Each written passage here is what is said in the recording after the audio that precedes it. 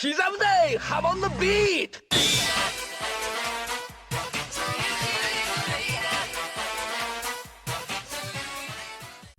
If you watch this channel, you're probably well aware of the sheer scale of the JoJo series.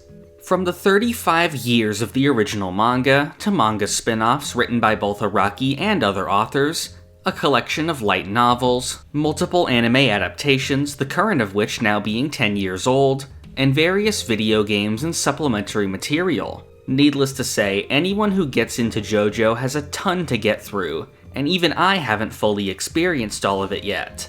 JoJo has also had an interesting experience when it comes to localization. While some other countries, such as Italy and France, have almost the entirety of the main series translated, the United States has not been so fortunate. As of this video, the official English translation of the series only extends to partway through Part 5, with some Part 6 chapters also translated through Shonen Jump. The anime so far has been caught up in English, and we're even seeing the spin-off manga, the Spokushibe Rohan, starting to get officially localized. Of course, this isn't really a huge deal outside of physical collectors, since JoJo has been home to an extensive fan translation community for decades now. Counting fan translations, nearly all JoJo content is translated, but there are still certain things that are completely unavailable in English, official or not. So in this video, I'd like to go over everything there is in the JoJo series that has yet to be translated. One group of JoJo media that has some untapped translations are the JoJo video games. Now of course, the classic Capcom fighting game was one of the first pieces of JoJo media to be localized in English, but some of the others weren't so lucky. There was a Super Famicom RPG based on Stardust Crusaders, and 2 PS2 beat-em-up games based on parts 1 and 5. While they never released in America, all 3 have received fan translations. The 2 more recent games, All-Star Battle and Eyes of Heaven, also received official releases. But the ones we haven't gotten are the mobile games. None of them were ever released in English, likely due to the difference in popularity between the West and Japan when it comes to JoJo.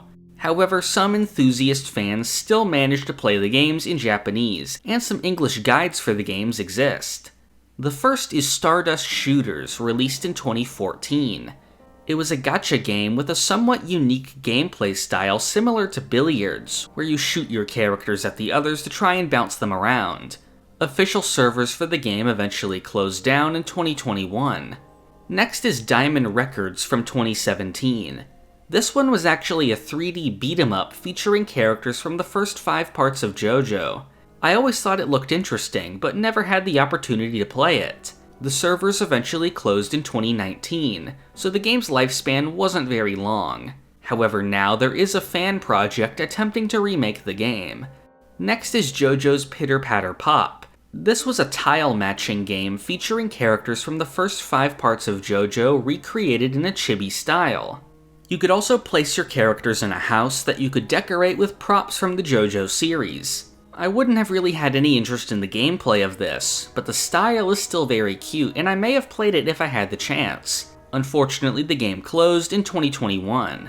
Finally, we have JoJo's Bizarre Adventure Last Survivor. This one isn't a mobile game, but instead a battle royale game based on JoJo, which is exclusive to Japanese arcades, and is still receiving updates to add characters to the game, the most recent being Jolene, who was added in March.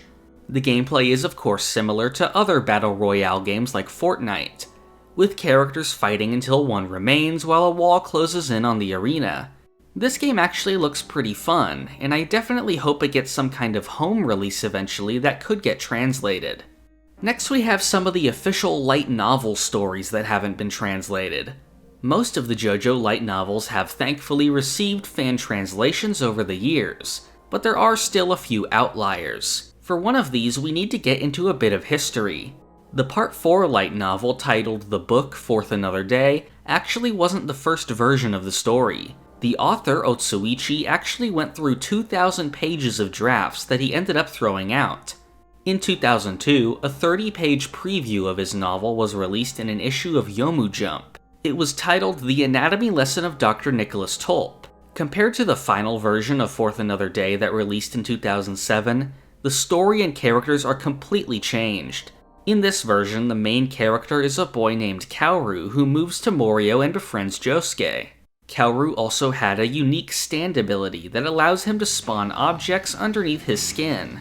For only being a 30-page preview, it actually has 5 illustrations inside drawn by Araki. In Forth Another Day itself, there are still some Araki illustrations, but they aren't super detailed like these are. So I wonder if this version actually released, we'd have gotten a ton of drawings like this. So far, this preview has not gotten any kind of fan translation. This is a shame since it's definitely something I'd be interested in reading, especially to compare it to the final product. Next is the Thus Spoke Kushibe Rohan short story collection. These are 11 different stories that are focused on Rohan, written by a variety of authors. So far, only 3 of these have been translated: Kushagara, The Censored Equation, and Golden Melody. Kushagara was also adapted into an episode of the live-action Rohan TV drama, so there's 2 translated versions to experience here. Based on the chapters we have, they're definitely of good quality. Unfortunately, some of the untranslated ones sound extremely interesting. In one story called Black Star, Rohan is approached by an agent from the Speedwagon Foundation to investigate a mysterious person named Spaghetti Man, who targets anyone who knows of his existence by sucking them into a black hole in his chest. Almost all of them have really interesting premises like these, so it's really a shame that they aren't all available. I do eventually plan on making a video going over all the JoJo light novels, but the fact that these are still untranslated is making me hesitate, so they may have to wait until a separate video just for them. Then we have the 2 newest short stories that released in the JoJo magazine. First is Iggy the Stray Dog, a story that focuses on the battle between Iggy and Avdol that took place before Part 3. It also delves into Avdol and Iggy's backstories. It's written by Otsuichi, who, as I mentioned earlier, wrote the Part 4 novel. The other is Rey Infinito, a story that takes place in the 1970s starring Lisa Lisa, who is now the head of the Speedwagon Foundation and has an encounter with a stand user in Guatemala. This one actually just recently got a translation, however according to the account that posted it, it is a rough one. I do plan on covering both of these stories eventually, so I am hoping to see them both fully translated at some point. One really obscure piece of untranslated media is a short story that was included in JoJo Menon, a magazine released to celebrate JoJo's 25th anniversary. It features a short story titled Heaven's Door by the Japanese writer Banana Yoshimoto. It takes place in the real world and focuses on a woman who spent her childhood in Sendai, which she refers to as Morio throughout the story, and she's returning to attend a funeral. It's mostly about her recalling her past and how she met her husband. JoJo isn't really related to the story at all, but the character in the story has read JoJo and makes reference to several JoJo concepts. There's also been a series of drama CDs released for the JoJo series, 3 that released in the 90s adapting Stardust Crusaders, and 2 that released alongside the Blu-rays of the Part 4 anime with original stories. All of these have actually received fan translations that were posted on YouTube. However, for whatever reason, the Stardust Crusaders drama CD is now incomplete. The channel that uploaded the translated drama is called JoJo OVA Sounds. However, they have since taken down the first 2 parts of it. They made an update video saying they wanted to improve the translation and re-upload them in January of 2022. However, the first and second parts were never re-uploaded, and as of now, only the third and final part remains in translated form.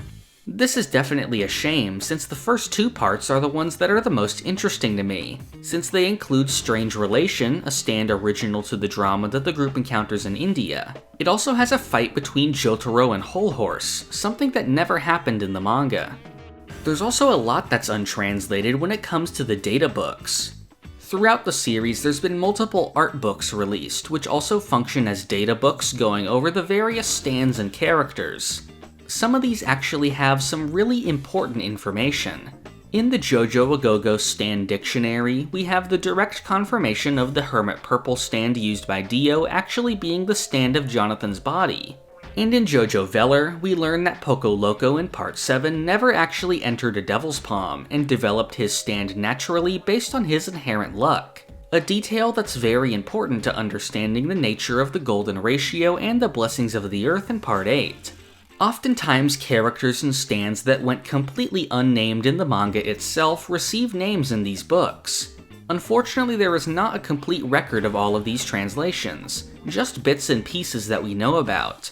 Since some of the information we have here is important, I do try to find out as much as possible when I make a video, but it is difficult with the lack of a large-scale translation of it. It has been announced that one of the art books, JoJo's 6251, is getting an English release. The second half of that book is full of things like character profiles, so hopefully this is an indication of a future English version of the other books. Another one would be the book Hirohiko Araki's Super Favorites Rules of Movies. This is a book written by Araki where he goes through a list of some of his favorite movies and analyzes the framework behind them.